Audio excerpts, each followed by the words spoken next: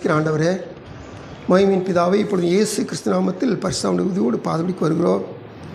கர்த்தாவே, கூடி வருவதை குறித்து தியானிக்க உதவி செய்கிற ஆண்டவர், இந்த நாள் கூட தொழுது கொள்வதை குறித்து நாங்கள் தியானிக்க உதவி செய்ய ஜெபிக்கிறோம். ஒவ்வொரு காரியத்திலும் நீர் எங்களுக்கு செவி கொடுப்பீர், வாக்கு பண்ணதுபடி செவி கொடுப்பேன்னு சொன்ன ஆண்டவர் செவி கொடுத்து நடத்துவீர், பதில் தருவீர், மறு உத்தரவு அருளி செய்வீர். விசுவாசிக்கிறோம். தொடர்ந்து கர்த்தருடைய சமூகத்தில் வசனத்தை கேட்குற பிள்ளைகள், வசனம் சொல்கிற அடிமையை பலப்படுத்தும். எந்த விதத்திலும் மந்தாரங்கள் வசனத்தை கேட்கக்கூடாதபடிக்கு போராட்டங்களை வெற்றி கொண்டு வசனத்தை கேட்டு கை கொண்டு நாங்கள் நீ செவி கொடுப்பதனால் நன்மையை சுதந்திரிக்க வழிநடத்தும். மீட்பர் இயேசுவின் நாமத்தில் விடுகிறோம் நல்ல பிதாவே, ஆமென். ஹல்லேலூயா. கர்த்தருடைய நாமம் மகிமைப்படுவதாக. ஆண்டு சமூகத்தில் இந்த நாளில் தேவனாய் கர்த்தர் தொடர்ந்து நம்மோடு கூட எரேமியா 29:12 பேசி வருகிறார். அந்த வார்த்தையில் முதல் பகுதியை குறித்து நம்ம கூடி வந்து என்கிற வார்த்தையை குறித்து நாம் தேவ சமூகத்தில் கூடுவதை குறித்து 2 நாள் தியானித்திருக்கிறோம். 3வது நாளாக இன்று அடுத்த பகுதியாக 2வது பகுதியாக 29:12 என்ன சொல்லுது? நல்லா கவனித்து பாருங்கள். மொட்டையாக போடலை, தொழுது கொண்டுன்னு போடலை, என்னை தொழுது கொண்டு அப்படின்னு ஆண்டவர் சொல்கிறார். கூடி வருகிறவர்கள் என்ன செய்யணுமா? கர்த்தரை தொழுது கொள்ள வேண்டும். கர்த்தருக்கு ஸ்தோத்திரம். ஆண்டவர் அனந்த ஞானமுடையவர். இந்த விசேஷித்த நாட்களெல்லாம் பார்த்தீங்கன்னா தொழுது கொள்ள வர்றவங்க தொழுது கொள்ளவே மாட்டாங்க. விசேஷித்த பண்டிகைகளுக்கு போகிறவங்க உலக பிரகாரமாக அந்த பாரம்பரிய பெரிய பெரிய கோயில்களுக்கு, குளங்களுக்குன்னு சொல்லுவாங்க, அங்கெல்லாம் போகிறவங்க பாருங்கள், கும்பிடவோ போகிறாங்க. அல்லேலூயா. இங்கே ஒரு ஆகஸ்ட் மாதம் தொடங்கிச்சுன்னா தூத்துக்குடியில் ஒரு பொருட்காட்சி வரும். அந்த பொருட்காட்சி அப்படியே திட்டு போய் என்ன செய்வாங்க? காமநாயக்க முடியல போட்டுருவாங்க. அப்போது அந்த தூத்துக்குடி மாவட்டமே இந்த ஆகஸ்ட் மாதம் வந்தாவேவும் களை கட்டிடும். அல்லேலூயா. உண்மையிலே தொழுது கொள்ள போகிறாங்களா? இல்லாத எல்லா காரியங்களும் அங்கே தான் நடக்கும்.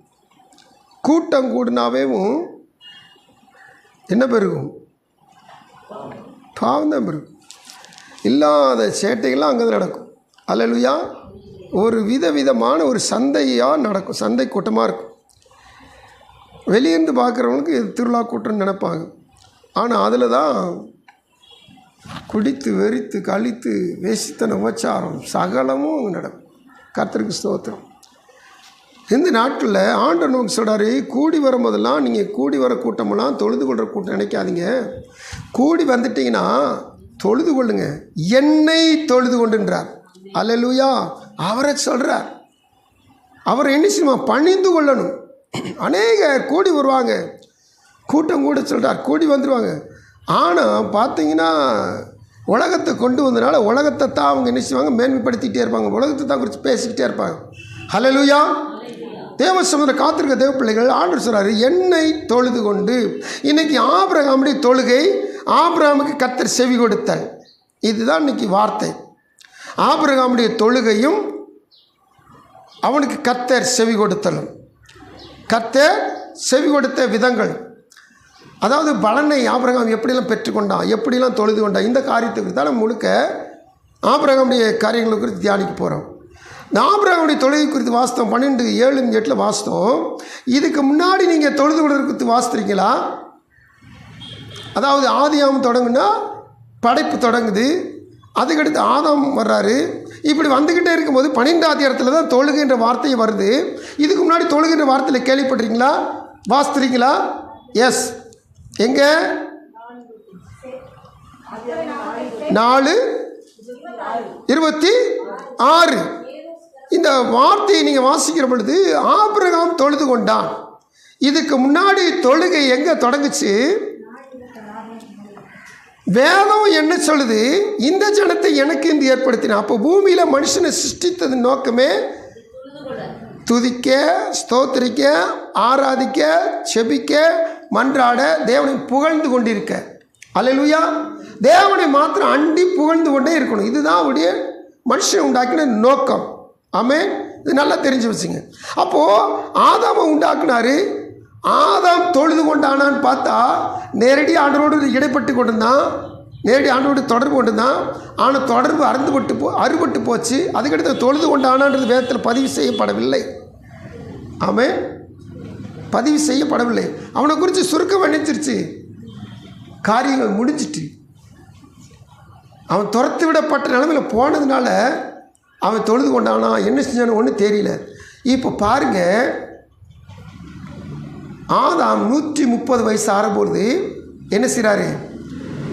சேத் என்கிற 3வது மகனை பெற்றெடுக்கிறார். கர்த்தருக்கு ஸ்தோத்திரம். இந்த 3வது மகன் என்ன செய்யறானா, அவனுக்கு 105 வயசாகிற பொழுது என்ன செய்யறான்? ஏனோசை பெற்றெடுக்கிறான். இந்த ஏனோசை பெற்ற பிற்பாடு தான் அந்த ஏனோசை பெறுகிற காரியங்கள் அடுத்த அதிகாரத்தில் இருக்கும். 4வது அதிகாரத்தில் என்ன போட்டிருக்கு? ஏனோசை பெற்ற பிற்பாடு ஜனங்கள் என்ன செஞ்சாங்களாம்? அல்லேலூயா. இப்போ தொழுது கொள்ள துவங்குகிறார்கள். கர்த்தருக்கு ஸ்தோத்திரம். அப்போ ஏறத்தாழ 3வது சந்ததியில் மக்கள் என்ன செய்கிறாங்க? கர்த்தரை அப்படி நாமத்தை தொழுது கொள்ளுகிறார்கள். கர்த்தருக்கு ஸ்தோத்திரம். அப்போது தொழுது கொள்கிற ஜனங்கள் முதல் சந்ததியிலேருந்து முதல் ஜெனரேஷன்லேயே என்ன வச்சுருக்குன்னா தொழுது கொள்ள தொடங்கியிருக்கணும். ஏன்னா கர்த்தரின் நோக்கமே அதுதான். ஆனால் என்றைக்குமே பாருங்கள், கர்த்தரின் நோக்கத்துக்கும் திட்டத்துக்கும் ஒருத்தன் எதிர்த்து நின்றுக்கிட்டே இருப்பான். அவன் தான் இன்றைக்கும் நம்முடைய எல்லா காரியத்துக்கும் எதிர்த்து நின்று நம்மளை ஜெயிக்க விடாத அளவுக்கு, தோற்று போகிற அளவுக்கு நம்மளை மனமடி உண்டாக்கிட்டே இருப்பான். கர்த்தருடைய எதிரி நம்முடைய எதிரி. அல்லேலூயா. இப்போ நமக்கு மட்டும் எதிரி நீங்கள் நினச்சி சோர்ந்து போயிடாதீங்க. கர்த்தருக்கு எதிராக இருக்கிறவன் தான் நமக்கு எதிராக இருக்கிறான். அதனால் கர்த்தர் எப்போவுமே ஜெயிக்கிறவர். அவர் ஜெயித்தார், நாமும் எப்போவுமே என்ன செய்வோம்? சத்தமா நாமும் எப்பவும் ஜெயிப்போம். ஏனென்றால் நான் கர்த்தருடைய பிள்ளை.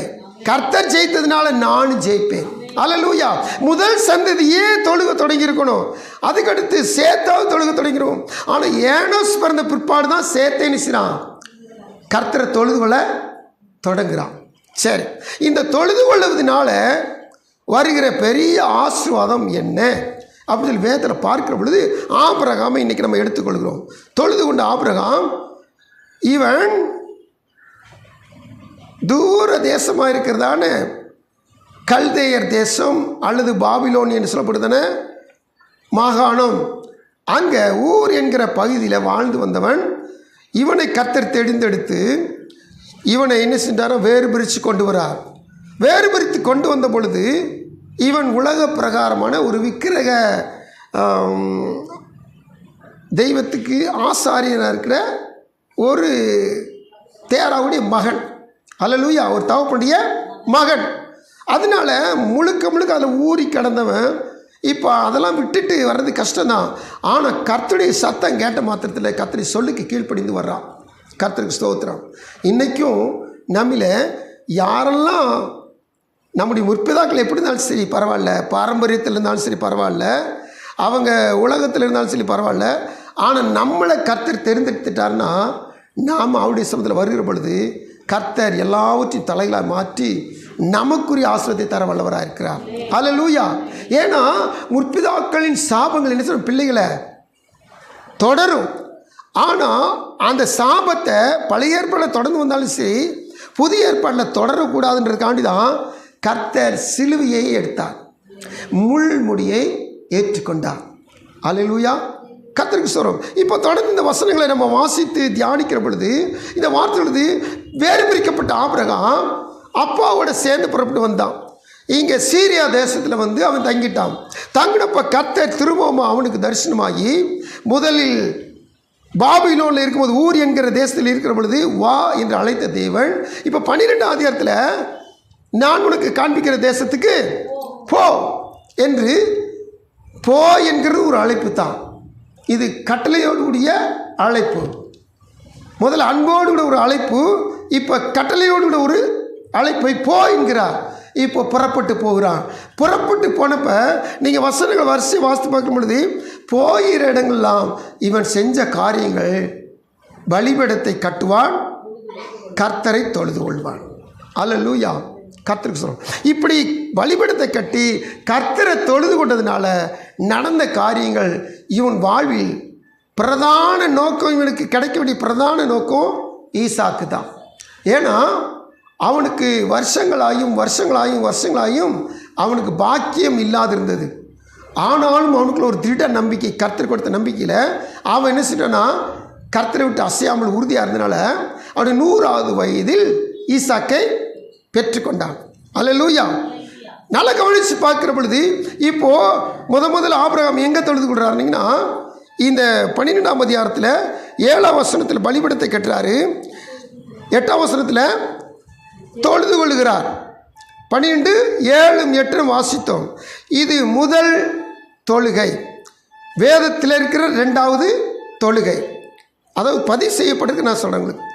அப்போது இந்த தொழுகையை தொழுகின மாத்திரத்தில் கர்த்தர் ஒரு நாள் இவனுடைய பிரதான செவி கொடுத்த இவனுக்கு என்ன உள்நோக்கம்னு சொல்லி கேட்டிங்கன்னா, எப்படியாவது மழலை செல்வம் வேண்டும், அதை கொடுக்கிறார். அது கரெக்டாக 100வது வயசில் கொடுக்குறார். ஆனால் இப்போது 75 பக்கத்தில் 75 தாண்டி இருக்கிற நேரத்தில் இவன் தொழுது கொள்ள துவங்குறான். தொழுது கொள்கிற பொழுது கர்த்தர் இவனுடைய இருதயத்தில் இருக்கிறதான விண்ணப்பத்தை இவன் வெளியே வாய் விட்டு சொல்லலை. ஆனால் அந்த விண்ணப்பத்துக்கும் கர்த்தர் பதில் தருவராக இருக்கிறார். கர்த்தருக்கு ஸ்தோத்திரம். கவனிச்சிங்கன்னா தான் உங்களுக்கு இந்த கருகள் விளங்கும். இந்த 12ஆம் அதிகாரத்தில் ஆபிரகாம் தன் மனைவிக்காண்டி ஜெபிச்சான்னு போட்டிருக்கா? இல்லை. ஆனால் அவனுடைய உள்ளம் தன் மனைவிக்காண்டி அதிகமாக ஜெபிச்சிருக்குது. அல்லேலூயா. கவனிக்கணும். நீங்கள் நீதிமானாக இருந்தீங்கன்னா வேதம் சொல்லுகிறது, உங்கள் விருப்பத்தை அவர் நிறைவேற்றுகிறவர். விருப்பம்னா என்னது? ஜெபம்னா என்னது?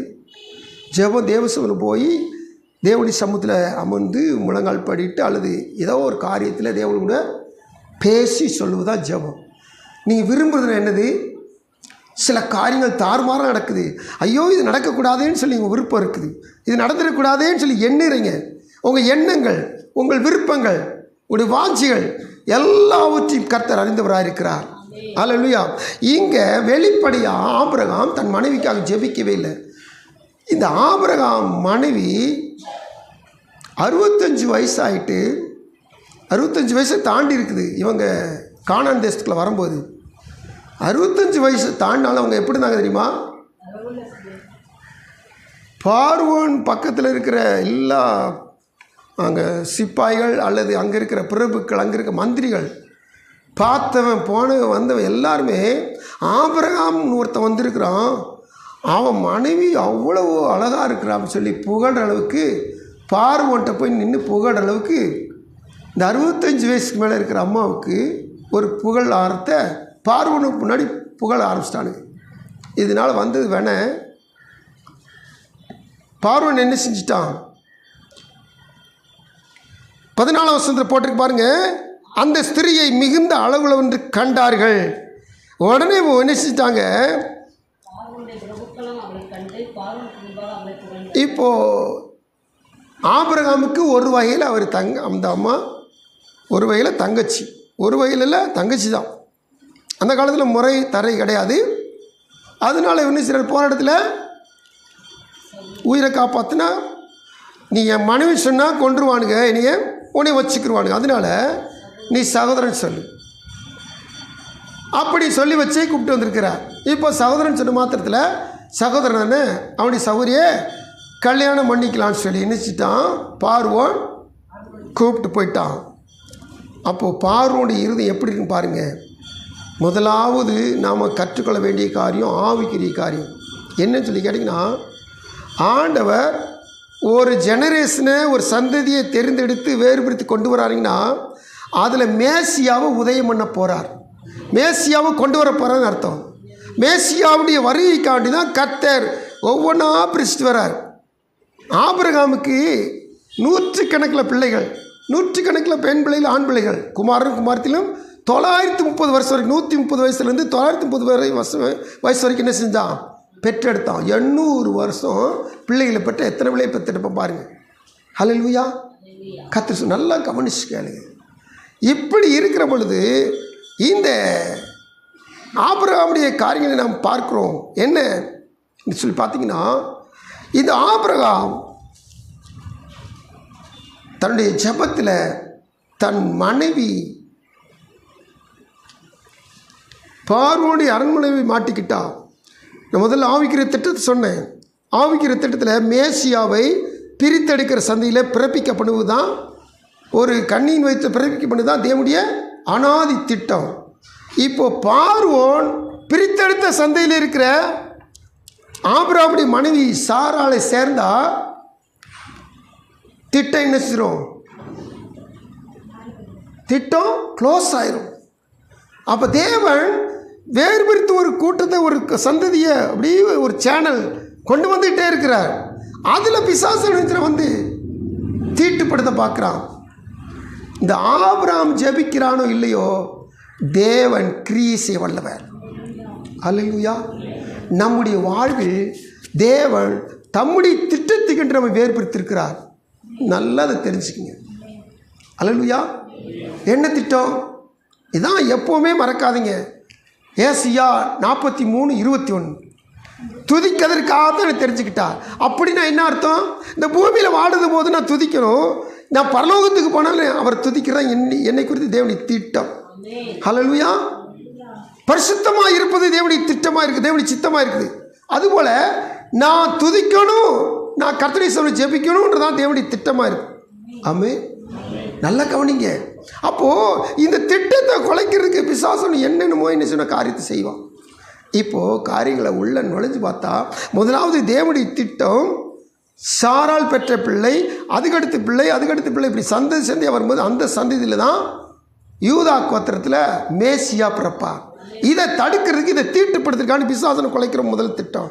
அடுத்தபடியாக பார்த்தீங்கன்னா, இவன் தனக்கு மனைவியாய் கொண்டிருக்கிற சாராள் இப்போது மாற்றான் கையில் அகப்பட்டு கொண்டான். இப்போ போய் கூட்டு போன மாத்திரத்தில் பொண்ணும் பொருளும் கொடுக்குறான்.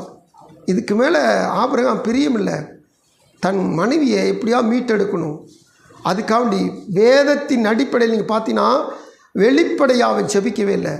காரணம், வேதம் சொல்லுகிறது 139 2ஆம் வசனம் 3ஆம் வசனம் 4ஆம் வசனத்தை வாசித்து பார்த்தீங்கன்னா கர்த்தர் அருமையாக அந்த வார்த்தையில் பதிவு செஞ்சுருக்கிறார். என்ன சொல்லி வாசிக்கலாமா?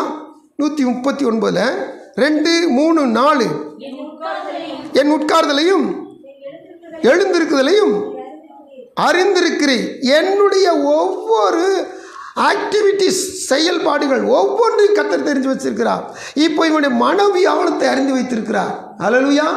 தொடர்ந்து வாசிங்க.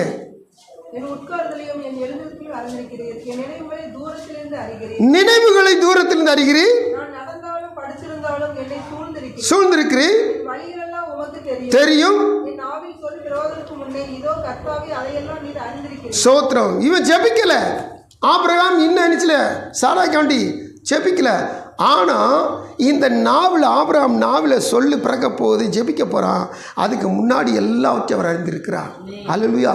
ஏன்னா தான் தெரிந்து கொண்ட ஜனம், தன்னுடைய திருக்குமார மேசியாவை கொடுக்க போகிற ஒரு சந்ததி உருவாக்குற ஜனம், இந்த ஜனத்துக்குள்ளே ஊடல பிசாசன் பார் மூலம் வந்து கிரியிச்சான். இதை விட்டுவே மாட்டார் கர்த்தர். அல்லேலூயா. என்னை குறித்தான திட்டத்தை யாரும் வந்து கொலைத்து போட முடியாத அளவுக்கு கர்த்தர் என்னுடைய அந்தரங்க வேண்டுதலை கேட்டு பதில் தர வல்லவராக இருக்கிறார். அல்லேலூயா. ஸ்தோத்திரம். ரொம்ப கருகலாக இருக்குன்னு நினச்சிட்டீங்க, அப்சராய் ஒதுங்கிடக்கூடாது. தேவனுடைய சொல்ல காத்துக்கிற தேவ பிள்ளைகள் நல்ல கவனமாக கேளுங்க. இந்த ஆபிரகாம் தொழுது கொண்டவன், தேவனை தொழுது கொண்டவன். இவனுக்கு இப்போ முதல் பதில் என்னன்னு கேட்டிங்கன்னா, அப்போதைக்கு இந்த ராஜ்யங்கள், சாம்ராஜ்யங்கள் அங்கங்கே பக்கத்து நாடுகளை பிடிச்சி அரசாளுங்க சாம்ராஜ்யங்களை, முதல் ராஜ்யம், முதல் சாம்ராஜ்யம் எதுன்னு சொல்லி கேட்டிங்கன்னா இந்த எகிப்து தான். எகிப்து, அதுக்கடுத்து சீரியர், அசீரியர், அதுக்கடுத்து பாபிலோனியர், அதுக்கடுத்து மேதிய பெர்சியர், கிரேக்கர், ரோமர்கள். இப்படி தான் சாம்ராஜ்யங்கள் வளர்ந்து வளர்ந்து வளர்ந்து பெரிய சாம்ராஜ்யம் மாறிச்சு. அல்லேலூயா. அப்போ முதல் சாம்ராஜ்யம், முதல் குட்டி சாம்ராஜ்யம் என்னன்னு சொல்லி கேட்டிங்கன்னா எகிப்து. அந்த எகிப்து அப்போ அந்த ஒரு பெரிய வல்லரசாக இருந்திருக்கு. இந்த வல்லரசு ஆளுகிற பார்வன் எப்படி இருப்பான்? இவன்கிட்ட போய் யாராவது மாட்டிக்கிட்டு கொண்டு வர முடியுமா? என் மனைவி கொடுத்துரு, என் சகோதரியில் கொடுத்துருன்னா விடுவானா? கொன்று போடுவான். நல்லா கவனித்து பாருங்கள். ஆனால் அவனுடைய அந்தரங்க வேண்டுதலை கர்த்தர் வெளியரங்கமாய் பதிலாய் கொடுத்தார். ஏன்னா எரேமியா 17:10 நீங்கள் வாசித்து பார்த்தீங்கன்னா, உள்ளின் திரியங்களை கர்த்தர் கண்டு அவர் பலன் கொடுக்கிறவர் என்பதை வேதம் சொல்லுகிறது. வாசிங்க, சத்தம் வாசிங்க. எரேமியா 17:10. நானே ஒவ்வொருவனுக்கும் அவனவன் வழிகளுக்கும் செய்கைகளின் பலன்களுக்கும் தக்கதை கொடுக்கும்படிக்கு இருதயத்தை ஆராய்கிறவரும் உள்ளின் திரியங்களை சோதித்து அறிகிறவரும். இருதயங்களை ஆராய்கிறவர், உள்ளின் திரியங்களை சோதித்து அறிகிறவர். எதுக்காக? ஃபர்ஸ்ட் பகுதி சொல்லுது என்னது? அவனுடைய வழிகளின் பலனை கொடுக்கிருக்காங்க, அவன் செய்கின் பலனை கொடுக்கிருக்காங்க. அல்லேலூயா. எவ்வளோ தூரத்தில் இருந்தவன் கீழ்ப்படித்து வந்தான்ல, கீழ்ப்படிதல் ஒரு நல்ல ஒரு செய்கை. வந்தவன் கர்த்தரை தொழுது கொண்டான்ல, இது ஒரு நல்ல ஒரு பண்பு. இப்போ ஒவ்வொரு காரியங்களாக பார்க்கிறார். 17:10 இவன் உள்ளத்தில் தான் வச்சிருக்கிற அந்த வேண்டுதலை இன்னும் வெளியே சில வேண்டுதல் செய்ய தொடங்கலை. ஆனால் வசனம் சொல்லுது, அவனுடைய செய்கைகளுக்கு பலன் கொடுக்கிறவ. எப்படி பலன் கொடுத்தார் பாருங்க. இந்த வசனம் சொல்லு பாருங்க. ஆதியாகமம் 12ஆம் அதிகாரத்தில் 17ஆம் வசனத்தில் கர்த்தர் கிரியை செய்ய தொடங்குறார் பாருங்க. மனைவியாகிய சாராயின் நிமித்தம் மகாவாதைகளால் வாதித்தார். ஸ்தோத்திரம். ஆண்டவர் ஆபிரகாம் போய் கேட்டு வாங்கிட்டு வர மாட்டான், என் மனைவி கூட சொல்லி கேட்க மாட்டான். அதனால நானே என்னுடைய நீதிமானுக்கு அவனுடைய மனைவியை திருப்பி அனுப்பும்படி செய்வேன்னு சொல்லி என்ன செய்றான்னா, மகா கொடிதான வாதைகளால் கர்த்தர் பார்வோனை வாதிக்கிறார். வாதிச்சா ஆராய்ச்சி பண்ணி பார்த்தா அவங்க கண்டுபிடிச்சிட்டானுங்க, இது ஒருவனுடைய மனைவி, அந்த மனைவியை நாம் எடுத்துக்கிட்டோம்னா இப்படித்தான் வாதைகள் வரும். இதை கண்டுபிடிச்ச மாத்திரத்தில் இப்போ கூப்பிட்டு ஆபிரகாம் கூப்பிட்டு பேசுகிறான், நீ எனக்கு ஏன் இப்படி செய்தாய்? இவள் உன் மனைவி என்று நீ எனக்கு அறிவியாமல் போனது என்ன? இவளை உன் சகோதரி என்று நீ சொல்ல வேண்டியது என்ன? இவளை நான் எனக்கு மனைவியாக கொண்டிருப்பேனே, இதோ உன் மனைவி, இவளை அழைத்து கொண்டு போ என்று சொன்னான். கர்த்தருக்கு ஸ்தோத்திரம். அதுக்கடுத்து ஒரு கட்டளை போடுறான் பாருங்க. பார்வோன் அவனை குறித்து தன் மனுஷருக்கு கட்டளை கொடுத்தான். அவர்கள் அவனையும் அவன் மனைவியும் அவனுக்கு உண்டான எல்லாவற்றையும் அனுப்பிவிட்டார்கள். அல்லேலூயா. கர்த்தருக்கு ஸ்தோத்திரம். பெரிய மோசத்துக்கு மோசமாக ஒரு காரியம் நடக்க தெரிஞ்சு. ஆனால் கர்த்தர் வேதத்தில் சொல்லி வச்சிருக்கிறார், கண் மணியை போல காத்தருளுகிறவர். அல்லேலூயா. யாராவது ஒருத்தன் அவருடைய பிள்ளைகளை தொட்டு அவர் சொல்கிறாரு, என்னை தொடுகிறவன் கண்மணியை தொடுகிறான். கர்த்தருக்கு ஸ்தோத்திரம். இந்த கண்மணி என்பது இருக்குல்லே நம்ம பாதுகாப்பான ஒன்று, வெளியேறப்பட்ட ஒன்று.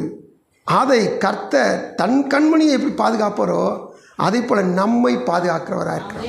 அவ்வளோ பெரிய பாதுகாப்பை சாராய் கொடுத்து கர்த்தர் பாதுகாத்து திரும்பவும் கொடுத்தார். முதல் தொழுகை கிடைத்த முதல் பலன். ஆமே. நம்முடைய வாழ்விலும் எந்த சூழ்நிலையிலும் கர்த்தரை தொழுது கொள்கிற பொழுது கர்த்தர் எப்பேற்பட்ட விக்கினங்களுக்கு நம்ம விலைக்கு பாதுகாக்க வல்லவராக இருக்கிறார். சோழி முடிஞ்சிச்சு, இதுக்கடுத்து மீட்பே கிடையாது, இனி அவ்வளோதான், சாப்டர் க்ளோஸ்ன்னு சொல்லி நம்ம நினச்சிருப்போம். ஆனால் கர்த்தர் உயிர்ப்பிக்க வல்லவர். அல்லேலூயா. உயிர் தர வல்லவர். ஆமென். கர்த்தருக்கு ஸ்தோத்திரம். தேவனுடைய சமூகத்தில் எந்த ஒரு காரியத்தையும் தம் ஜனங்களுக்கு கர்த்தர் தொழுது கொள்கிற தம் ஜனங்களுக்கு கர்த்தர் வாரி வழங்கி கொடுக்க வல்லவராக இருக்கிறார். ஆமென். கர்த்தருக்கு ஸ்தோத்திரம். எத்தனையோ பேர் இஸ்ரவேல் ஜனங்களை இந்த பூமியே இல்லாமல் ஆக்குன்னு நினச்சினா தீவிரமாக இஸ்ரவேலுக்கு உரமாக கிரி செஞ்சாங்க. இன்னைக்கு வரைக்கும் அந்த கிரி நடந்துக்கிட்டு இருக்கு. ஆனால் ஒரு நாளும் இஸ்ரவேல் ஜனங்கள் இல்லாமல் போவதே இல்லை. அவர் எரேமியால சொன்னார், வானங்களுக்குரிய நியமும் பூமிக்குரிய நியமும் அற்று போனால் இஸ்ரவேலின் ஜனம் பூமியில் அற்று போகும். வானம் பூமி நியமம் அற்று போகுமா? அது இருக்கிற வரைக்கும் இஸ்ரவேல் ஜனங்களை ஒருத்தரும் ஒன்றும் செய்ய முடியாது. அல்லேலூயா. லட்ச ஜனங்களை கொன்று குவிச்சாலும் சரி, ஒரு ஆபிரகாம் வச்சு கடற்கரை மணலை போல, பூமியின் தூளை போல, வானத்தின் நட்சத்திரங்களைப் போல பெருக பண்ணின ஆண்டவர் அவர் இன்னும் பழுகி பெருக பண்ண வல்லவராக இருக்கிறார். ஆமென். கர்த்தருக்கு ஸ்தோத்திரம். அப்போ தொடர்ந்து அடுத்து 2வது தொழுகை நம்ம பார்க்க போகிறோம். எங்கே வச்சுன்னு சொல்லி கேட்டிங்கன்னா 13:4 வாசிங்க. முதல் ஒரு பலிபீடத்தை உண்டாக்கினதுமான அங்கே ஆபிராம் கர்த்தருடைய நாமத்தை தொழுது கொண்டான். 7ஆம் வசனம் 8ஆம் வசனம் 12ஆம் இடத்துல தொழுது கொண்டான்ல, அதே இடத்துக்கு போய் திரும்ப என்ன செய்றான்? கர்த்தருடைய நாமத்தை இப்போ தொழுகை செய்கிறான், ஆண்டவரை மகிமைப்படுத்துகிறான், தொழுது கொள்கிறான். இப்படி தொழுது கொள்கிற 13 பதிவு செய்யப்படுது. இது நிமித்தமாய் கிடைச்ச பலன் என்ன? 13ஆம் அதிகாரத்தில் தொழுது கொண்டதுமாய் கிடைச்ச பலன் 14 முதல் 17 வரை உள்ள வசனங்களை வாசிக்கிற பொழுது, லோத்து ஆபிராமை விட்டு பிரிந்த பின்பு கர்த்தர் ஆபிராமை நோக்கி, உன் கண்களை ஏறெடுத்து நீ இருக்கிற இடத்திலிருந்து வடக்கையும் தெற்கையும் கிழக்கையும் மேற்கையும் நோக்கிப்பார். நீ பார்க்கிற இந்த பூமி முழுவதையும் நான் உனக்கும் உன் சந்ததிக்கும் என்றைக்கும் இருக்கும்படி கொடுத்து உன் சந்ததியை பூமியின் தூளை போல பெருக பண்ணுவேன். ஒருவன் பூமியின் தூளை எண்ண கூடுமானால் உன் சந்ததியும் எண்ணப்படும். நீ எழுந்து தேசத்தின் நீளமும் அகலமும் எம்மட்டோ அம்மட்டும் நடந்து திரி, உனக்கு அதை தருவேன் என்றார். அப்பொழுது ஆபிராம் கூடாரத்தை பெயர்த்து கொண்டு போய் எபிரோனில் இருக்கும் மம்ரேயின் சமபூமியில் சேர்ந்து குடியிருந்து அங்கே கர்த்தருக்கு ஒரு பலிபீடத்தை கட்டினார். கர்த்தருக்கு ஸ்தோத்திரம். நல்லா கவனிச்சு பாருங்க. ஆண்டு சமூகத்தில் இந்த ஆபிரகாமுடைய 2வது தொழுகைக்கு கர்த்தர் கொடுத்த பலன் என்ன சொல்லி கேட்டிங்கன்னா, செவி கொடுத்தல் என்ன சொல்லி கேட்டிங்கன்னா, 14 முதல் 17 வரை வசிக்கிற பொழுது பெரிய வாக்கு தத்தங்களை கர்த்தர் கொடுக்கிறார். அவனுடைய வாழ்வில் நடக்கவே நடக்காது சொல்லி நினச்ச காரியங்கள்லாம் கர்த்தர் வாக்கு தத்தமாக, இந்த பூமி முழுவதையும் நான் உனக்கும் உன் சந்ததிக்கும் என்றைக்கும் இருக்கும்படி கொடுத்து உன் சந்ததி பூமியின் தூளை போல பெருக பண்ணுவேன். ஒருவன் பூமியின் தூளை எண்ணக்கூடுமானால் உன் சந்ததியும் எண்ணப்படும். நல்லா கவனிச்சு பாருங்க. அப்போ பூமியின் தூளை என்ன செய்ய முடியாது? எண்ண முடியாது. ஆனால் மனுஷனை என்ன செஞ்சிடலாம்? மனுஷனை எண்ணிடலாம். உண்மைதானே? வாய் விட்டு எண்ணலாம், விரல் விட்டு எண்ணிடலாம் மனுஷனை. ஆனால் ஆண்டவர் என்ன சொல்லியிருக்கிறாரு? பூமி தூளை எண்ண முடியாது. ஒரு தூளை கொஞ்சம் அள்ளி வச்சுட்டு எண்ண முடியுமா?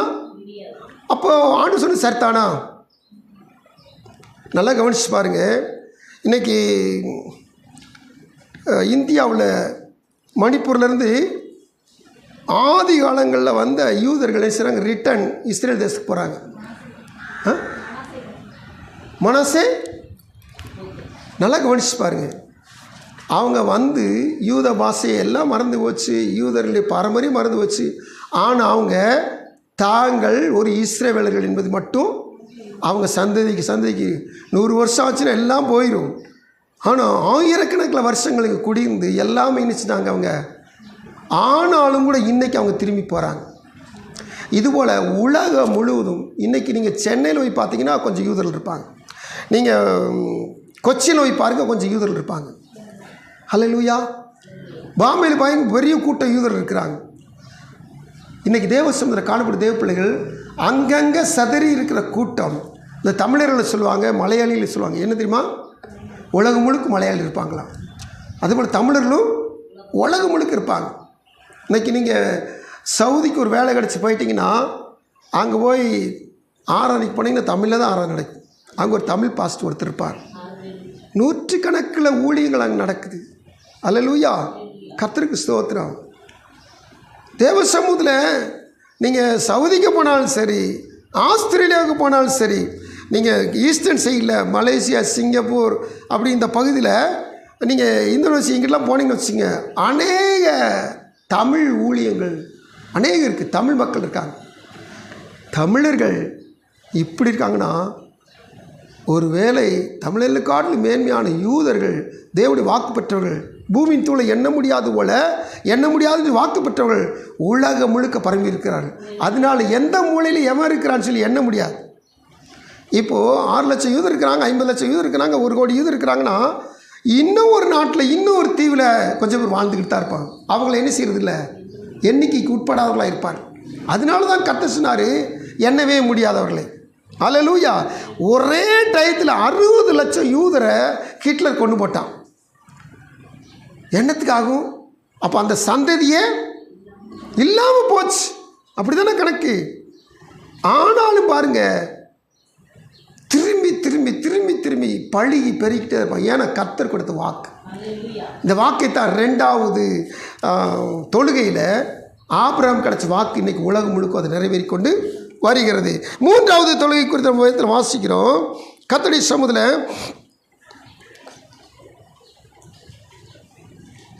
ஆண்டுடைய சமூகத்தில் இந்த 2வது தொழுகையில் 18ஆம் வசனத்தை வாசித்து பாருங்கள். அதாவது 13ஆவது 18ஆம் வசனம்.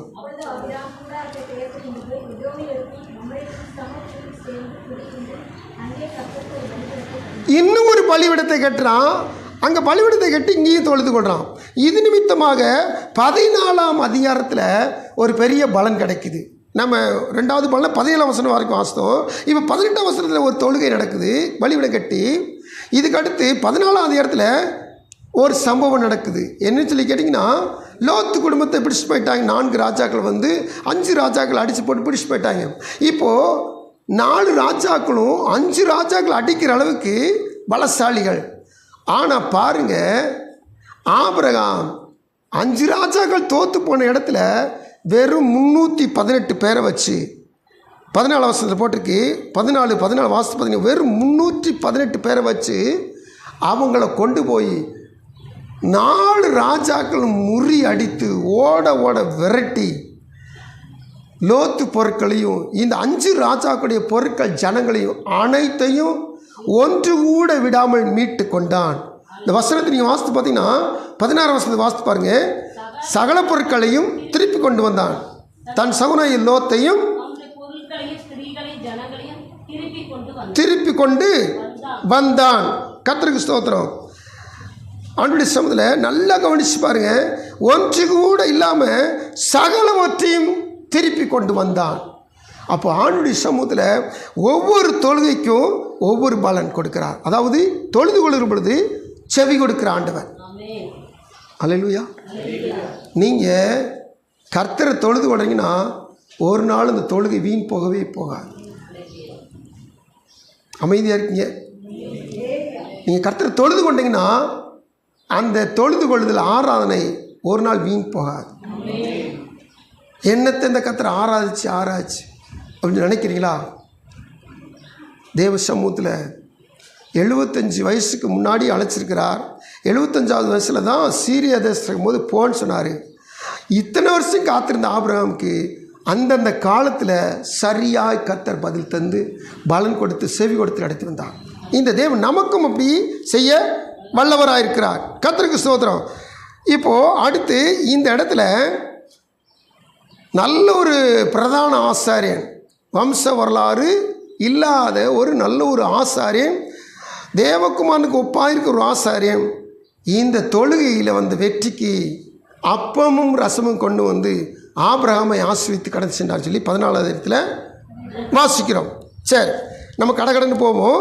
அடுத்து தேவ சமூகத்தில் ஆதியாகமம் 15ஆம் அதிகாரத்தில் 8ஆம் வசனத்தில் ஆண்டவர்கிட்ட ஆபிரகாம் ஒரு கேள்வி கேட்கிறார். வாசிங்க.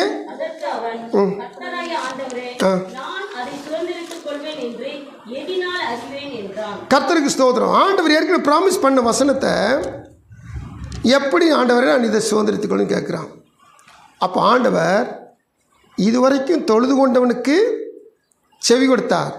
இப்போது இவனுக்கு நீ தொழுதுகொள், நான் உனக்கு எல்லாவற்றையும் விளங்க பண்ணு சொல்லி நினைச்சுனா, இவன் கேட்ட கேள்விக்கு என்ன செய்யணும்னா பலி செலுத்தி தொழுது கொள்ள முடியாத ஒரு என்ன சொல்கிறது ஒரு வழிமுறையை கற்றுக் கொடுக்குறார். அந்த வழிமுறையில் ஒரு பகுதி நம்ம வாசிக்கிற பொழுது 15ஆம் இடத்துல கர்த்தருக்கு சொல்லும் 8ஆம் வசனத்துலேருந்து நம்ம வாசிக்கிற பொழுது ஆண்டு சார் அதற்கு அவர் இவன் கேட்டால் 8ஆம் வசனத்தில் கேட்டால் எதனால அறிவுன்னு சொல்லி இப்போ அதுக்கு ஒரு ப்ரொசீஜர் வச்சுருக்கிற ஆண்டவர். அதாவது தொழுது கொண்ட பொழுது பதில் கிடச்சிச்சு. இப்போ அந்த பதிலுக்கு நான் என்ன செய்கிறேன் ஆண்டவரை, இந்த நீங்கள் செவி கொடுக்க நான் என்ன செய்யணுன்னு அதுக்கு நீ தொழுது கொள்ளத்தான் செய்யணும். இப்போ எப்படி தொழுது கொள்ளுதல்? 9ஆம் வசனத்தை வாசிக்கும் பொழுது 3 வயது கிடாரியையும் 3 வயது வெள்ளாட்டையும் 3 வயது ஆட்டு கடாவையும் ஒரு காட்டுப்புறாவையும் ஒரு புறா குஞ்சையும் இடத்துல கொண்டு வா என்றார். இப்படி இத்தனை கொண்டு வந்து இது ஆண்டு ரிசன்னா பலி செலுத்த சொல்கிறார். இப்போ பலி செலுத்தியாச்சு. பலி செலுத்தின பிற்பாடு பின்னாடி நடக்கிற அனைத்து தீர்க்க தரிசன காரியமாக ஆண்டவர் ஏறத்தாழ 15ஆம் வசனத்திலிருந்து சொல்லிகிட்டே வர்றார். இந்த பாரு, உன் சந்ததி பெருகும், இந்த சந்ததி எகிப்துக்கு போகும், அங்கே நல்லா இருப்பாங்க, பெருகுவாங்க, அடிமைத்தனத்துக்குள்ளாவாங்க, அங்கேருந்து அவர்கள் என்ன சொன்னாங்க, புறப்பட்டு இங்கே வருவாங்க. காரணம் என்னன்னு சொல்லி கேட்டிங்கன்னா, இங்கே நீ இருக்கிற இந்த இடத்துல இருக்கிறதான 7 வகையான ஜனங்களும் தேசங்களும் பாவத்துக்குள்ளாய் கிடக்கிறது. இந்த பாவம் 70% அல்லது 80% வச்சுங்க. இந்த பாவத்தில் அவங்க பூரணமாகிற வரைக்கும் அந்த ஜனங்கள் அங்கே இருப்பாங்க. அதுக்கடுத்து இவர்கள் பூரணப்பட்ட பிற்பாடு, பாவம் பூரணப்பட்ட பிற்பாடு ஏன் ஜனங்களை ஜனங்களை கொண்டு வந்து இவர்களை நான் என்ன செய்யனா நியாயம் தீர்ப்பேன்றார். எத்தனை காரியத்தை ஆண்டு சொல்லிகிட்டே வர்றாரு பாருங்க. நீங்கள் வாசித்து பார்த்தீங்கன்னா கர்த்தருக்கு ஸ்தோத்திரம் 16 வசனம் வாசிங்க. அவர்கள் இவ்விடத்துக்கு திரும்ப வருவார்கள், ஏனெனில் எமோரியருடைய அக்கிரமம் இன்னும் நிறைவாகவில்லை. கர்த்தருக்கு ஸ்தோத்திரம். நீங்கள் வேதம் வாசிக்கும் போது ஆண்டவர் சொல்வார், நீங்கள் போய் கானானை சுதந்திரிக்க போகிறீங்க. அப்படி கானானை சுதந்திரிக்க போது அங்கே நாசிலுக்கு சுவாசமில் ஒன்றும் நினைச்சிடாதீங்க, விட்டு வைக்காதீங்க, ஒருத்தண்டி உடன்படிக்கை செய்யாதீங்க, எல்லாரையும் சங்கரம் பண்ண கடவர்கள், நிக்கிரகம் பண்ண கடவர்கள் சொல்வார். என்ன காரணம்? அவங்களும் மனுஷங்க தானே, ஏன் அவங்கள கொல்லணும்? அவங்க அக்கிரமத்திலேயே பிறந்து அக்கிரமத்தில் வாழ்ந்து அக்கிரமத்தில் நிறைவானவங்க. அதனால தான் இங்கே ஆண்டோடைய வசனம் தெளிவாக சொல்லப்படுது, அவருடைய அக்கிரமம் இன்னும் நிறைவாகவில்லை. இப்போ அறவரையில் இருக்குது, இது நிறைவான பிற்பாடு நான் உங்களை கொண்டு வருவேன். தம் ஜனங்களை வைத்து உலக அக்கிரம ஜனங்களை என்ன சொன்னால் சங்கரித்து நியாயம் செய்கிறார் கர்த்தர். ஆமென். கர்த்தருக்கு ஸ்தோத்திரம். அதுக்கடுத்து பெரிய ஆசீர்வாதத்தை கொடுக்கிறார் ஆண்டவர். என்ன ஆசீர்வாதம்? அந்நாளிலே கர்த்தர் ஆபிரகாமோடு உடன்படிக்கை பண்ணி நதி என்னும் பெரிய நதி மட்டும் உள்ளதும் கேனியரும் கெனிசியரும் கத்மோனியரும் ஏத்தியரும் பெர்சியரும் ரெப்பாயிமியரும் எமோரியரும் கானானியரும் பிர்காசியரும் எபூசியரும் என்பவர்கள் இருக்கிறதுமான இந்த தேசத்தை உன் சந்ததிக்கு கொடுத்தேன். இந்த தேசத்தை உன் சந்ததிக்கு கொடுத்தேன். இதுதான் ஆபிரகாமுக்கு ஆண்டு கொடுத்த பிராமிஸ் லேண்டு, வாக்குத்தத்த பூமி. ஆனால் அந்த வாக்குத்தத்த பூமி இன்னைக்கு சுருங்கி போயிட்டு எங்கே வரைக்கும் இருக்கும்? ஐப்ராத்தி நதி வரைக்கும் இருக்கும். அப்படின்னா என்ன அர்த்தம்? நீங்கள் மேம்படுத்தி பாருங்கள், யூப்ரட்டிஸ் ரிவர்னு போட்டிருக்கும், அங்கே வரைக்கும் இஸ்ரேல் தேசம் இருக்குது. ஆனால் இன்றைக்கி யோர்தானுக்கு அந்த பக்கத்தில் ஒரு வால் மாதிரி தான் இஸ்ரேல் தேசம் இருக்கும். ஆனால் மக்கள் பொருத்தனை பண்ணியிருக்காங்க, நாங்கள் ஆபிரகாம் கொடுத்த தேசத்தை முழுசாக சுதந்திரிக்கிற வரைக்கும் நாங்கள் விட மாட்டோம். கர்த்தரும் அதற்கு ஒத்துழைப்பு கொடுத்து நிச்சயமாக காரியம் செய்வாங்க.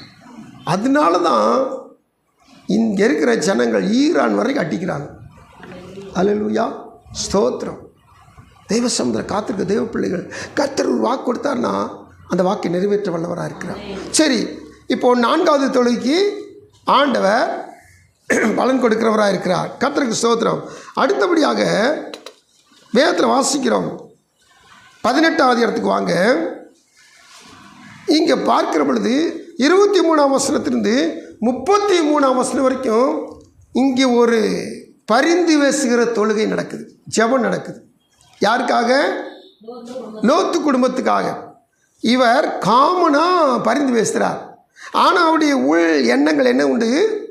நம்ம ஏற்கனவே வாசித்திருக்கிறோம், உள்ளின் திரியங்களை அறிந்து அதனுடைய செய்கைகளுக்கு பலன் கொடுக்கிறவர் ஆண்டவர். அல்லேலூயா. இவர் பரிந்து பேசிக்கிட்டே இருக்கிறார். ஆண்டவர் 50 இருந்தால், 45 இருந்தால், 40 இருந்தால், 30 இருந்தால், 20 இருந்தால், 10 இருந்தால் அப்படின்னு சொல்லி குறைச்சிட்டே வர்றார். எதற்காகனா லோத்தை காப்பாற்றுறதுக்காண்டி கர்த்தர் பரிந்து ஆபிரகாம் கர்த்தர்கிட்ட பரிந்து பேசிக்கிட்டே இருக்கிறார். அப்போது பரிந்து பேசுகிற தொழுகையும் இங்கே ஜெபமும் இங்கே நடந்து கொண்டே இருக்கு.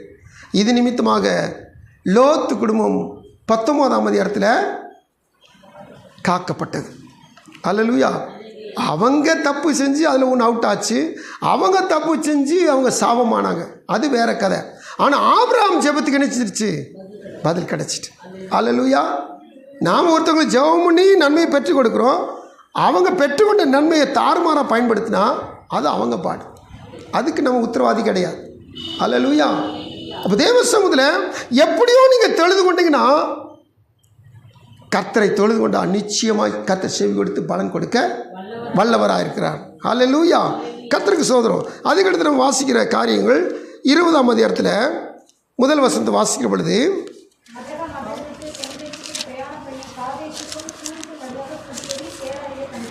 இப்போ கேராருக்கு போயாச்சு. கேராருக்கு போனமே திரும்பவும் ஆபிரகாமுக்கு அந்த முதல்ல சந்தித்த பிரச்சனை வருது. என்ன பிரச்சனை? மனைவியை அபிமெலேக்கு நினைச்சிட்டான், அவனுக்கு சொந்தமாக்கிறதுக்கு கூட்டு போயிட்டான். காரணம் அங்கேயும் இது தான் ஆபிரகாம் சொன்னான், ஏன் உடம்பு சகோதரின்னா, ஏன் சகோதரி சொன்ன மாத்திரத்தை கூட்டு போயிட்டான். ஆனால் கர்த்தர் அங்கேயும் நினைச்சிட்டான்னா தடுத்து நிறுத்தினார். கர்த்தருக்கு ஸ்தோத்திரம். இங்கே பாருங்கள், இந்த 20ஆம் அதிகாரத்தில் தொழுகை எங்கே இருக்குது கண்டுபிடிங்க, ஜெபம் எங்கே இருக்குது கண்டுபிடிங்க. கடைசி வசனத்தில் இருக்கும். 18ஆம் வசனத்தை வாசிக்கிற பொழுது, ஆபிரகாம் தேவனை நோக்கி வேண்டிக் கொண்டான். அப்பொழுது தேவன் அபிமெலேக்கையும் அவன் மனைவியையும் அவன் வேலைக்காரையும் குணமாக்கி அனுக்கிரகம் பண்ண. ஏன்னா தேவனாய் கர்த்தர் இந்த அபிமெலேக்கிட்ட சொல்கிறாரு, அவன் ஒரு தீர்க்கதரிசி, அவன் உனக்காக வேண்டுதல் செய்வான். இப்போது சொன்னபடியும் ஆபிரகாம் 20ஆம் அதிகாரத்தில் அபிமெலேக்கு குடும்பத்துக்காக ஜெபிக்கிறான். ஆமென். கர்த்தருக்கு சொல்கிறேன், இவனுடைய ஜெபத்தை கேட்டு கர்த்தர் அங்கே இருக்கிற அந்த தேசத்தில் இருக்கிற ஜனங்களுக்கு பெரிய ஆசீர்வாதத்தை கொடுக்கிறார். சந்ததியின் ஆசீர்வாதம். இவனுக்கு சந்ததி இல்லை, ஆனால் இவனை துன்பப்படுத்த நினச்ச அபிமெலேக்குக்காக ஜெபிக்கிற பொழுது அபிமெலேக்கு கர்த்தர் ஆசீர்வதிக்கிறார். ஆமென். கர்த்தருக்கு ஸ்தோத்திரம். நம்ம சத்ருன்னு சொல்லி சத்ருவை ஒதுக்கிட்டு வெறுத்துட்டு போகிறது நல்லதில்லை. அந்த சத்ருக்காகவும் ஜெபிக்கணும். இதைத்தான் 5:44 மத்தியில் வாசிக்கிறோம். சத்ருக்களை சிநேகிங்கள். சத்ருனா நீங்கள் பிசாசாகிய சத்ரு நீங்கள் நினச்சிக்கிட்டு கூடாது. சரி, அதுக்கடுத்து 21ஆம் அதிகாரத்துக்கு வர்றோம். 21ஆம் அதிகாரத்துக்கு வந்த மாத்திரத்தில் இந்த ஆபிரகாமுடைய அனைத்து தொழுகைக்கும் பெரிய பலனாக கர்த்தர் ஈசாக்கை கரத்தில் கொடுக்கிறார். அல்லேலூயா. நாம் தேவ சமூகத்தில் அப்பப்போ ஒரு சின்ன சின்ன ஜெபமாக படிக்கிட்டு இருப்போம். ஆனால் நம்முடைய வாழ்க்கையில் மெயினாக ஒரு ஜெபம் இருக்கும், பிரதான நோக்கம் நம்முடைய வாழ்க்கையில் இருக்கும். அந்த நோக்கத்தை கர்த்தர் நிறைவேற்ற வல்லவர் என்பதை இந்த 21ஆம் அதிகாரத்தில் கண்டுபிடிக்கிறோம். எப்படி? 1ஆம் வசனத்தை வாசித்து பாருங்க. இந்த வார்த்தையை கவனிங்க. சொல்லியிருந்தபடி, அடுத்து உரைத்தபடி. சாராளுக்கு ரெண்டும் ஏறத்தாழ ஒரு வார்த்தை தான். சொல்லியபடி, உரைத்தபடி. இதை ரெண்டும் ஒரு வார்த்தையை 2 தடவை சொல்கிறாங்கன்னா ஆண்டவர் இப்போ உறுதிப்படுத்துகிறான்னு அர்த்தம். புதிய ஏற்பாட்டில் நீங்கள் அடிக்கடி ஆண்டு ஏசு சொல்கிறது கவனித்து பாருங்கள். மெய்யாகவே மெய்யாகவே நான் உங்களுக்கு சொல்லுகிறேன். ஆண்டு சொன்னாவே அது உண்மை தான். அதை 2 தடவை சொன்னால் இதை கண்டிப்பாக நிறைவேற்றுன்னு அர்த்தம். இங்கே கண்டிப்பாக நிறைவேறிச்சுன்னு அர்த்தம். மெய்யாகவே மெய்யாவேன்னு சொல்லி ஆண்டு சொன்னாருங்கன்னா அதை கண்டிப்பாக அந்த வார்த்தையெல்லாம் நீங்கள் யோவனை குறித்து பாருங்கள். அடிக்கடி மெய்யாகவே மெய்யாகன்னு சொல்லி இந்த வார்த்தையை பயன்படுத்திகிட்டே இருப்பார். அப்படின்னா அந்த வார்த்தையெல்லாம் நம்ம வாழ்க்கையில் நிச்சயமாக கடைப்பிடிக்க வேண்டிய வார்த்தைகள். ஏதோ ஏனதான்னு சொல்லி விட்டுறது கிடையாது. ஸ்தோத்திரம். இப்போது ஆண்டவர் சொல்லியிருந்தபடி உரைத்தபடி சாரல் செய்தலினார். இது ஆபிரகாமுக்கு கிடைச்ச பிரதான ஆசீர்வாதம். அடுத்தபடியாக நம்ம கடைசியில் பார்க்கிறது 22ஆம் அதிகாரத்தில் ஆபிரகாமுடைய தொழுகை. 22ஆம் அதிகாரத்தில் ஆபிரகாம் எப்படி தொழுது கொண்டான்? தொழுது கொள்வதற்கு முன்னாடி தான் மகன்கிட்ட சொல்கிறான், அல்லது தான் வேலைக்காரன்ட்ட சொல்கிறான், நானும் பிள்ளையாண்டானும் போய் அவ்விடம் மட்டும் போய் 5ஆம் வசனத்தை வாசித்து பாருங்க. நோக்கி காத்திருங்கள்,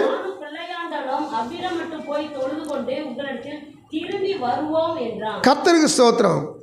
ஆபிரகாம் தீர்மானம் பண்ணிட்டார். ஆண்டவர் பிள்ளையை கேட்டுட்டாரு, பிள்ளைய கொடுத்துருவோம். இதற்கு பதிலாக எபிரேயரில் தான் நீங்கள் வாசிக்க முடியும். இதுக்குள்ள ஒரு ரகசியத்தை எபிரேயரில் தான் வாசிக்க முடியும். என்ன நடந்துச்சு? பிள்ளையை கேட்டுட்டார் ஆண்டவர், மறுக்க முடியாது, பிள்ளை கொடுத்துடணும். அதை மனப்பூர்வமாக கொடுக்குறான். அப்படி போகும்போது யார்கிட்டையும் இந்த ரகசியத்தை சொல்ல வேத பண்ணி சொல்கிறாங்க, மனைவிட்ட கூட சொல்லலைன்றாங்க. ஆனால் சொல்கிறது சொல்லாதது தெரியல, ஆனால் பதிவு செய்யலை. நல்லா கவனிச்சு பாருங்கள். வேலைக்காரங்க சொல்கிறாங்க, கண்டிப்பாக ஒரு பலி செலுத்தினா என்ன செய்யணும்? மிருகத்தை கொண்டு வந்து அந்த மிருகத்தை கட்டி பலிபீடத்தில் தூக்கி வச்சு, ஏறத்தாழ இவருக்கு 115 வயசு இருக்கும். ஏன்னா மகனுக்கு 10-14 வயசு 15 வயசில் மகனை கூப்பிட்டு போகிறார். விறகு கட்டியை பலி செலுத்துகிற விறகு கட்டி செமக்கிறதுனா எப்படி 15 வயசுக்கு மேலே தான் இருக்கணும். அப்போ இவர் 115 வயசு ஆகிட்டு இந்த வயசில் மகனை மட்டும் கூப்பிட்டு போகிறார். அப்போ கண்டிப்பாக வேலையாட்கள் தேவைப்படும். வேலையாட்கள் சொல்கிறாரு, நீங்கள் இங்கேயே இருங்க, நாங்கள் போய் தொழுது கொண்டு திரும்பி வருவோம். கர்த்தருக்கு ஸ்தோத்திரம். ஆண்டு சமூகத்தில் போனாங்க, போய் பலி செலுத்தினாங்க. ஆனால் ஈசாக்கு இல்லை. அங்கு கர்த்தர் ஏற்கனவே ஆயத்தம் பண்ணி வைத்திருந்த ஒரு ஆட்டுக்கடாவை பலி செலுத்தினார்கள். அல்லேலூயா, கர்த்தருக்கு ஸ்தோத்திரம். இதை புதிய ஏற்பாட்டில் வாசிக்கிற பொழுது எபிரேயர் 11 17 18 19 3 வசனம் வாசித்து நம்ம முடிக்க போகிறோம். விசுவாசத்தினாலே பலியாக ஒப்பு கொடுத்தார். இது ஒரு தொழுகை. கேட்டிங்களா? இது ஒரு தொழுகை. பலியாக ஒப்பு கொடுக்கறது. இன்னும் பலி செலுத்தலை, ஆனால் பலி செலுத்திட்டான். ஆட்டை பிடிச்சு பலி செலுத்திட்டான். இதை வேதம் எப்படி சொல்லுது? வாசிக்க தொடர்ந்து.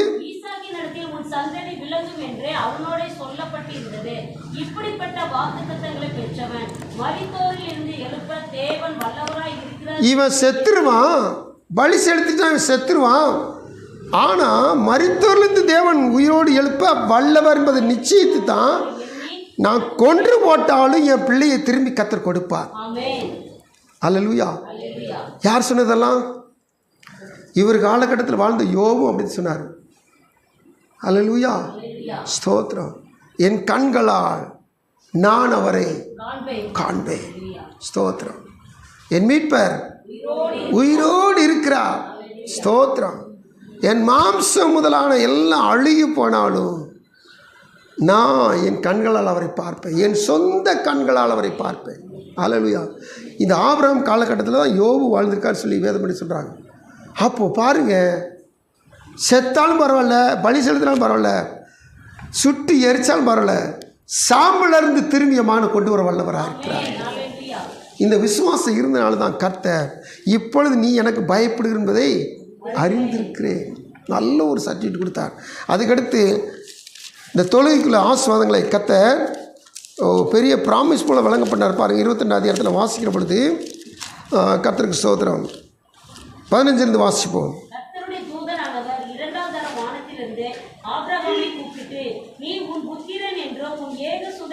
பாராமல் செய்தபடியால்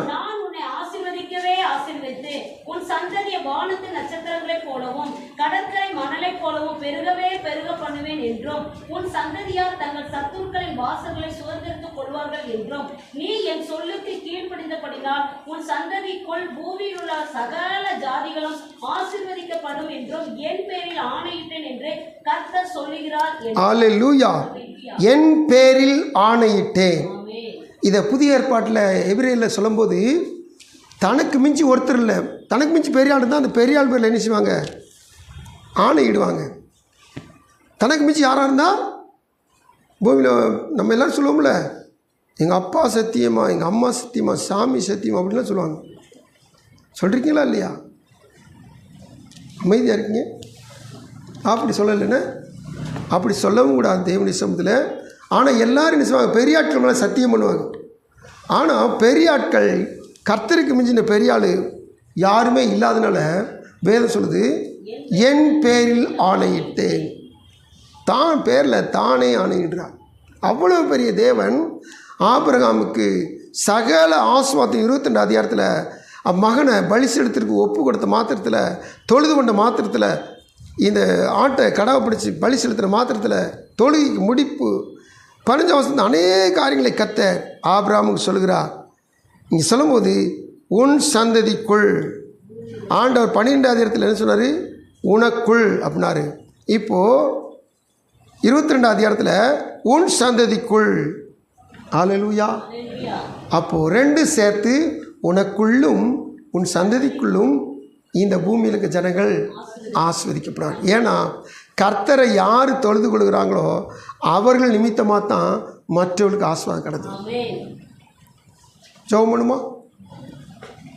நாம் கர்த்தரை தொழுது கொண்டா என் நிமித்தமாக தான் என் குடும்பத்துக்கு ஆசீர்வாதம் புறப்பட்டோம், என் நிமித்தமாக தான் என் சொந்த மதுக்கு ஆசீர்வாதம் புறப்பட்டோம். நான் கர்த்தரை தொழுது காணப்பட வேண்டும். ஹல்லேலூயா. தேவனுடைய சமூகத்தில் காத்திருக்க தேவ பிள்ளைகள் தொடர்ந்து கர்த்தரை தொழுது கொள்வோம். கர்த்தரை தொழுது கொள்ள குறை வைக்கவே வேண்டாம். நல்ல ஒரு வேத பாடத்தை தொழுது கொள்கிற காரியங்களை குறித்து நம்மளோட கர்த்தர் பேசியிருக்கிறார். எந்த விதத்திலும் நான் தொழுது கொண்டேன்னா, நான் கர்த்தரை ஆராதிச்சேன்னா, நான் கர்த்தரை மகிமைப்படுத்தினா அதற்கு பலன் உண்டு. ஹல்லேலூயா. ஸ்தோத்திரம் ஸ்தோத்திரம் ஸ்தோத்திரம். பலன் கொடுக்கிற தெய்வமே ஸ்தோத்திரிக்கப்பா. எங்களை பலனால் நிரப்புகிற தெய்வமே ஸ்தோத்திரிக்கப்பா. இந்த ஆபிரகாம் தொழுது கொண்ட நிமித்தமாக 12ஆம் அதிகாரத்தில் உனக்குள் என்று சொல்லி தொடங்கின ஆண்டவர் 22ஆம் அதிகாரத்தில் உன் சந்ததிக்குள் என்று சொல்லி நீங்கள் சொல்கிறீங்களே ஆண்டவரே. எனவே எனக்குள்ளும் என் சந்ததிக்குள்ளும் பூமியில் வம்சங்களெல்லாம் ஆஸ்வதிக்கப்படும் தொழுது கொள்வர்களுக்கு ஆண்டவரே அவர்கள் நிமித்தமாக பூமியில் இருக்க அனைவருக்கும் ஆசீர்வாதத்தை கொண்டு வருகிற தேவனுக்கு நாங்கள் நன்றி செலுத்துகிறோம். அன்பின் ஆண்டு இந்த நாள் இந்த வார்த்தை கொடுத்துக்காக ஸ்தோத்திரம். தொடர்ந்து வார்த்தையில் பேசுகிற தேவனுக்கு ஸ்தோத்திரம். ஆண்டவர் இதில் இருக்கிற கருகளிலே விலக்கி காண்பித்த தேவனுக்கு ஸ்தோத்திரம். தொடர்ந்து கர்த்தாவே நாங்கள் இன்னுமை தொழுது கொள்ள, இன்னுமை ஆராதிக்க, இன்னுமை ஸ்தோத்திரிக்க, இன்னுமை மகிமைப்படுத்த கிருபை தாரும். ஆண்டு தொழுது கொள்வதில் அநேகருக்கு கடினமான ஒன்றாய் காணப்படுகிறது. ஒரு முகத்தோடு கர்த்தரை தொழுது கொள்வது கூடாத காரியமாக காணப்படுது. ஆனால் நிச்சயமாகவே தொழுது கொள்கிற பொழுது கர்த்தர், செபிக்கிற பொழுது கர்த்தர் பலன் கொடுக்கிறவர், செவி கொடுக்கிற என்பதை அறிந்து கொண்டோம். தொடர்ந்து அப்படியே செய்யுங்க. தேவ சமூகத்தில் வசனத்தை கேட்ட பிள்ளைகள் வசனம் சொல்ல அடிமை எல்லாரும் அப்படி கிருபை நிரப்பி எங்களுக்கு செவி கொடுத்து பலாபலா நிரப்பி எங்களை ஆசிரித்து செல்ல உதவி செய்யுங்க. துதி ஸ்தோத்திரம் எல்லாம் ஒருவருக்கு எடுக்கும். கர்த்தர் கரமாலை மீட்பர் இயேசுவின் நாமத்தில் விடுவோம். நல்ல பிதாவே, ஆமென்.